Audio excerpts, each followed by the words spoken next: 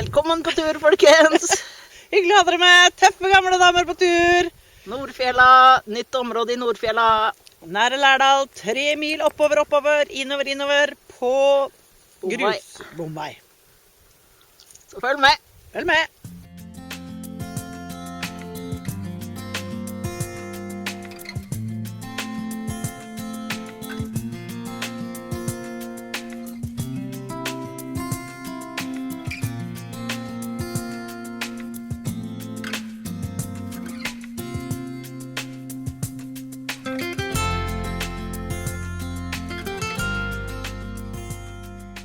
Deilig å komme frem, og nå begynner vår vestlandsferie 2018.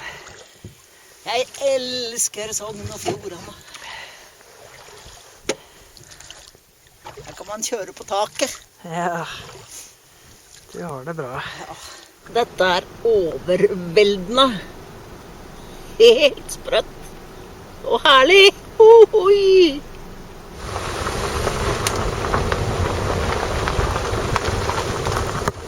Det var nå vi skulle hatt SUV-en, Kaja. Ja, nå hadde vi trengt SUV-en, altså. Får vi se hvor langt vi kommer. Anleggsveg, dårlig standard. Det var morsomt skilt.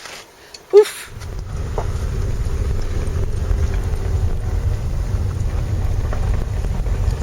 Sving og sving. Asfalt. Tove er særdeles konsentrert sjåfør. Det er liksom 500 meter ned her, da. Ja, men Det er ikke så mye autovern, kan du si. nei da. Og drivakselen funker nå. Ja, Det er bra, Tove. det er bratt, ass. Rundt og oppover går det.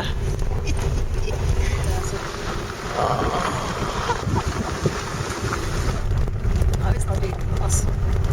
Rett til himmels. Da er vi kommet fram. Vi ser om vi finner en båt, og så skal vi ro til nei, hvis vi får det til. Snakk om å være heldig, da. Fy fillen. Ah. Kvivashytta, her kommer vi. Så lukker vi opp. Og titt. Her er det nok ved. Og her er døra inn til et fint rom. Og en fin ovn. Her kan vi ha det bra. Skal vi virkelig kose oss. Med utsikt ut til Kvevatn. Har du fått fatt i båt? Ja, Følger med hytta? følg med hytta. Nei, egentlig ikke. Nei, det gjør det ikke. Det er fjellstyret sine, så det ligger her til fri benyttelse for første som dårn. Ja. Og du har tatt med gjort klar fiskestang. Ja. Og så skal vi ro ut til den øya her, Yes, da kan bikkjene få. så bikkjene kan få løpe fritt. For de har sittet inne i bil i hele dag. Og nå er de litt lengtans etter å fly. Dette var en deilig belønning på en lang dag i bil. Ja, fitte. 6-7 timer i bil sikkert til sammen med den der siste biten. Ja, minst 7. Her er to som er helt klar for ilandstigning. Så nå skal vi prøve å lande her borte.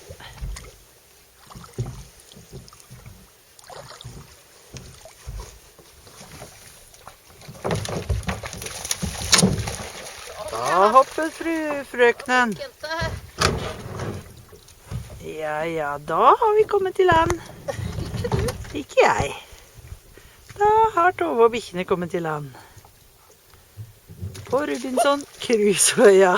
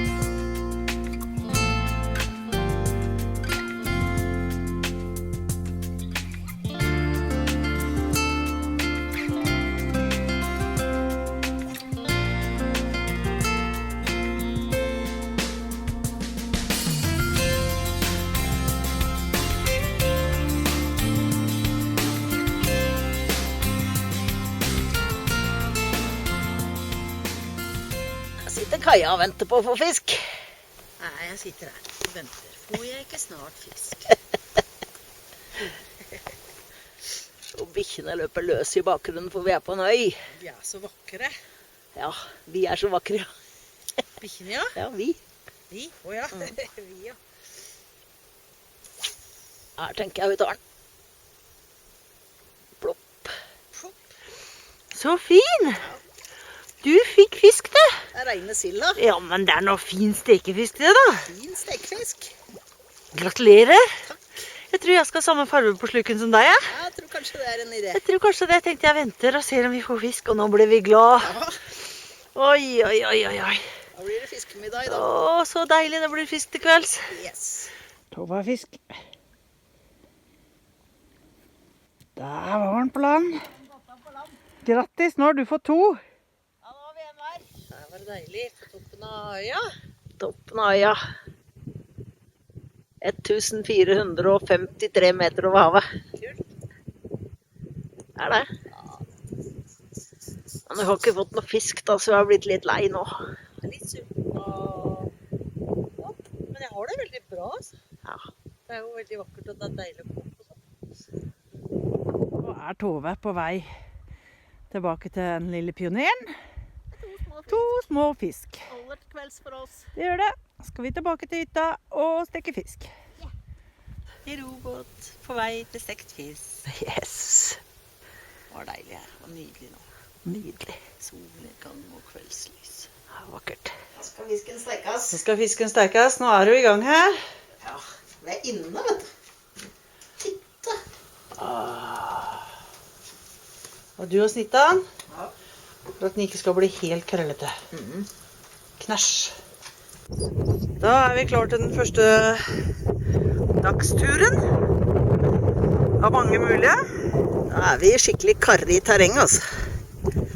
Skal vi prøve å finne et fiskevann lenger inne i fjellene.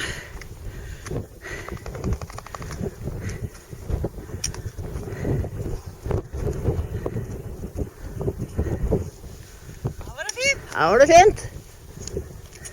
Skal vi se den øya vi var på i går, da. Ja, Stilig. Kvevatn. Og der er øya vi var på i går. Her går Tove. Ja, og vi prøver å følge en GPS-kurs vi har satt ut etter beste evne. Det er spennende. Når vi kommer over haven her, så skulle vi ønske vi så et vann. Får vi se. Her i Nordfjella har det vært en fin reinstamme. Men den fikk skrantesyke. Så dessverre ble det besluttet og gjennomført å skyte ned hele stammen. Så nå ser vi våre spor etter de. Ja, det var spennende for Vofsen. Nå har vi kommet til noe som heter noe sånt som barbarokjerne. Kjønni, eller noe sånt noe, Tove. Så da tenkte vi skulle se om det var noe fisk i det vannet her. Det tok ikke lang tid i dette rånet før Tove fikk en fisk. Kjempefin! Ja, den var skikkelig feit, altså. Den er skikkelig feit, altså. Det her er fisk. Den var feit.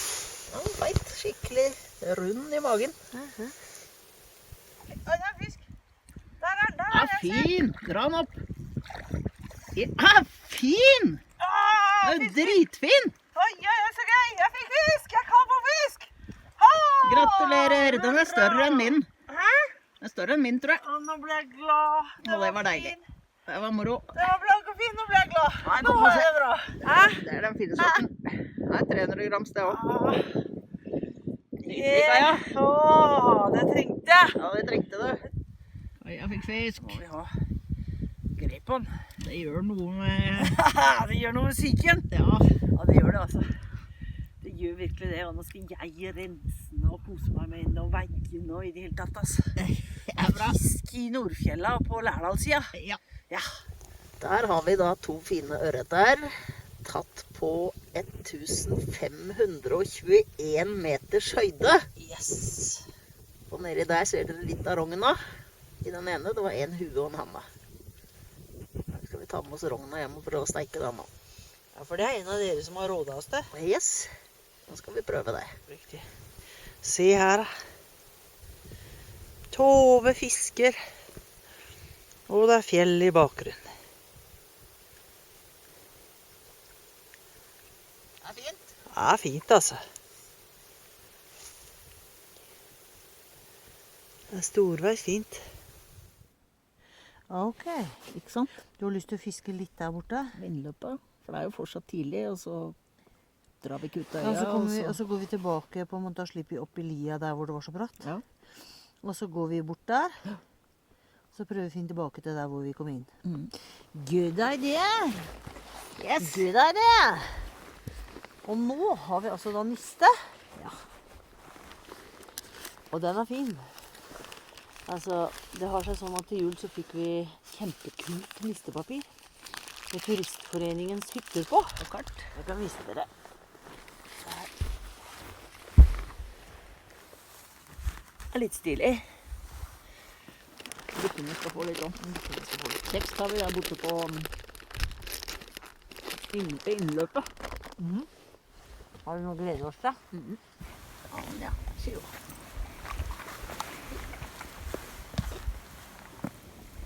Ja, si. Oi, så flink jente. Det sier jo. Da har vi mange dager til rådighet.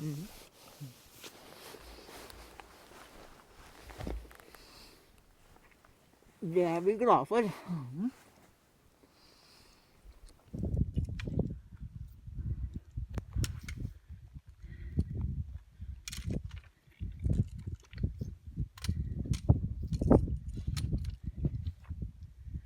Steinrøysa nede i bakken.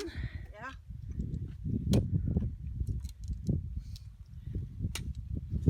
Jeg savner Teddy, ja. Ja. Men jeg er litt glad jeg ikke har tørk hennes. Ja. For nå kan jeg bruke så lang tid jeg vil til å finne stein. Ja. Hei. Nå er vi på topp på vei hjem. Da finner jeg varde. Ja, Jeg finner flere varder. ikke langt fra den som var løypa, da. Nei, vardene følger løypa mi, eller noe sånt. Der skal vi. Forbi bortover der skal vi.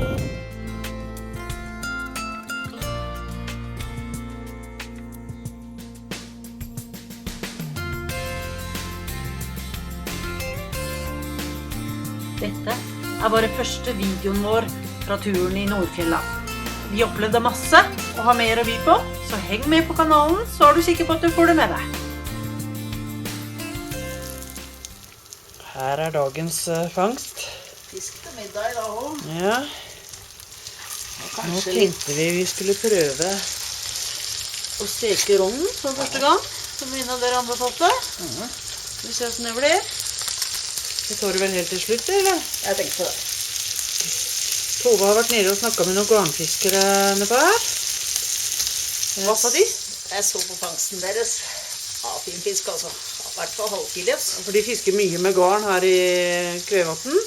Knall rød, vet du. Knallrød. Ja. Men de ga oss noen tips som vi kan ta fra båten. Ja, at vi burde bruke wobbler. Ja, wobbler. Så nå prøver vi dagstur en dag til. Skal vi prøve å forlenge turen i morgen. Ja. Og så kanskje vi kan wobble litt og ro litt i andre dagene. Det blir digg, ass. Da er det Rogna sin tur. Og ser man.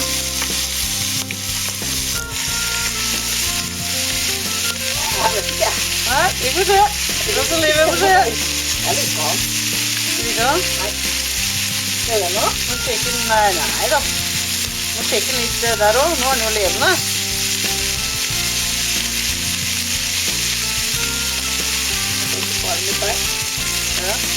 Ja, vi får se. Og så husk å abonnere, da. Ja, og type det høyt. Nei, jeg mener kommenter. Ja, og det. Ja, det er veldig fint hvis du deler. Ok. Ha det! Ha det.